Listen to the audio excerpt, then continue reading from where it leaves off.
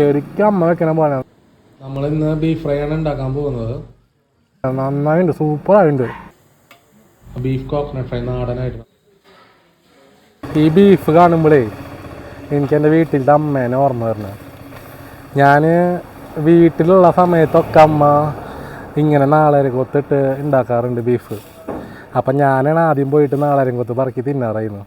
എനിക്കിത് കാണുമ്പോൾ എനിക്ക് അമ്മേരെ ഒരു പണ്ടത്തെ ഓർമ്മയിലേക്ക് പോവാൻ. ഞാൻ അതിൽ ഉരുളിയിൽ എണ്ണ ഒഴിച്ച് കുറച്ച് വേപ്പില, അതുപോലെ തന്നെ പെരിഞ്ചീരകം, പച്ചമുളകൊക്കെ ഇട്ട് വാട്ടി നമ്മളത് വാറിനോടുകൂടിയാണ് നമ്മളതിലേക്ക് സബോള ഇട്ടിട്ട് നമുക്കതിൽ ഉപ്പ് ഇട്ടിട്ട് അതിന് നമ്മൾ മഞ്ഞപ്പൊടി ഇട്ട് നന്നായി സോട്ട് ചെയ്ത് വാട്ടി ചെയ്തെടുക്കുക. മൊത്തത്തിൽ നല്ല രീതിയിൽ അത് നല്ല രീതിയിൽ വാട്ടിയെടുക്കാം. മൊത്തം ഒന്ന് കളറ് മാറി വരുമ്പോൾ നമുക്കതിലേക്ക് ഇഞ്ചി വെളുത്തുള്ളി പേസ്റ്റ് ഇടാം. അതും നന്നായി ഒന്ന് പച്ചമണം പോണ വരെ നന്നായി ഒന്ന് മൂപ്പിക്കുക. നന്നായി ഇങ്ങനെ വാട്ടിയെടുത്തായിരിക്കും നമുക്ക് മൂത്തൊരു മസാല ഇടാം.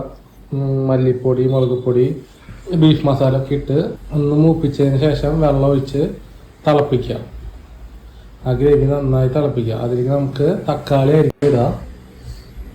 തക്കാളി നന്നായി അരിഞ്ഞതിന് ശേഷം നമുക്ക് ബീഫില്ലേ, ആ പച്ച ബീഫ് നമ്മൾ അതിലേക്ക് തട്ടാം.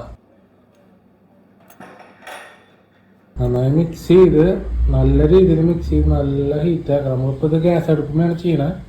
കുറച്ചുകൂടി വെള്ളം ഒഴിച്ച് നല്ല രീതിയിൽ തിളച്ചതിന് ശേഷം നമ്മളിത് നല്ല ടേസ്റ്റ് ഇട്ടായിട്ട് നമ്മൾ വിറകടുപ്പിലേക്ക് മാറ്റാണ് ചെയ്യണം.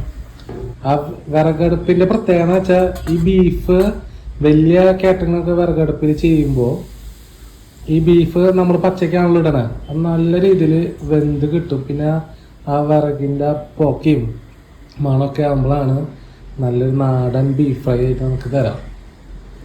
നല്ല രീതിയിൽ വിറകിൽ ഇങ്ങനെ കത്തിക്കുക, നല്ല രീതിയിൽ ചൂടായിക്കൊണ്ടിരിക്കുക, തിളച്ചുകൊണ്ടിരിക്കുക, നല്ല രീതിയിൽ വറ്റിച്ചെടുക്കുക.